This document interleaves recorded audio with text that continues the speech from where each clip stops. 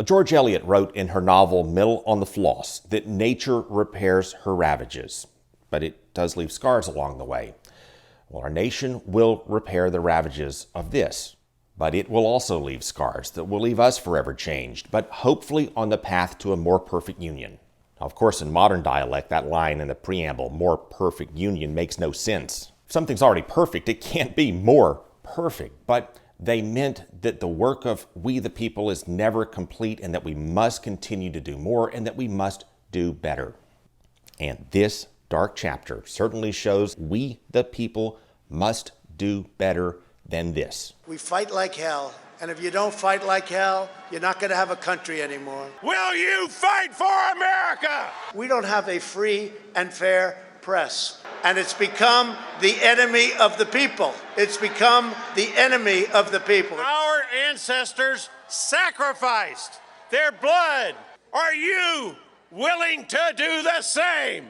When you catch somebody in a fraud, you're allowed to go by very different rules. Start taking down names and kicking ass. Let's have trial by combat.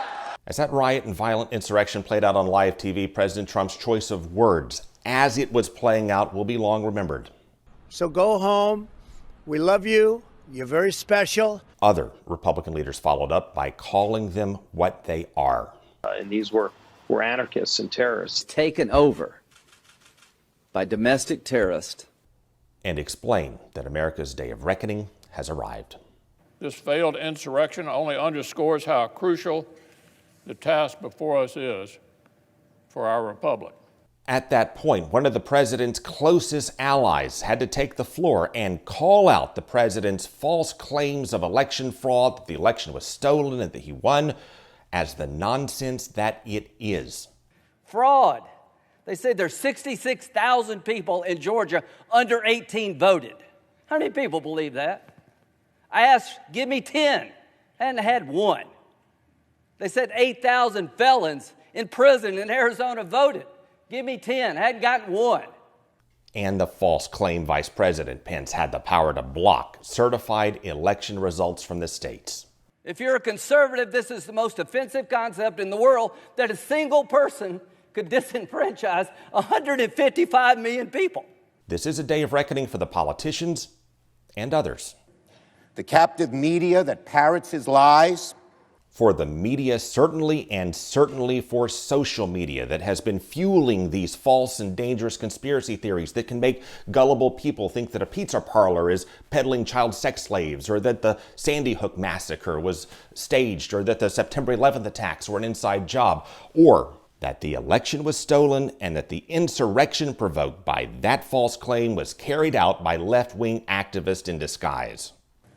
This will be a stain on our country, not so easily washed away. It won't, but we will repair the ravages, and we will carry the scars as a reminder of what cannot happen again. As Jeb Bush stated, we went from creating chaos to inciting insurrection. As former President George W. Bush said, this is how election results are disputed in a banana republic, not a democratic republic. But the United States, despite its stains and flaws, is not a banana republic, and the way our nation responded to the violent insurrection proves it. Democracy's roots in this nation are deep, they're strong, and they will not be undone, ever, by a group of thugs. Yes, because despite our blights and many failings, as a nation we have been, and we still are, the greatest nation to advance liberty, compassion, and goodwill the world has ever known. This stain aside, America is exceptional because it gives us the freedom to disagree while uniting us around greater causes, which is why mob insurrection against a democratic election did not stop democracy. Now, superpowers have come and gone through time, and many, if not most, have not been judged well by history. America is the exception because it is different, because of our founding principles. In an age of kings and dictators, we were the experiment in freedom. And our politicians draw their power from the consent of voters and a free press that shines the light and exposes the politicians' lies. Though we certainly need to do a more perfect job on that. The broader point is that the experiment worked because it created a superpower that inspired the world by using its powers to help others. We're the democratic superpower that drove the authoritarians, the Nazis from France. and rebuilt Europe from the ashes of World War II, and won the race to the moon, saved countless lives from famine and disease, though we certainly need to do a more perfect job on that now. The broader point here is that other nations through history have joined us in our causes because we've used our power as a superpower to build others up. And that brings us back to this dark chapter now from within. A mob broke stuff apart, but they could not tear down democracy.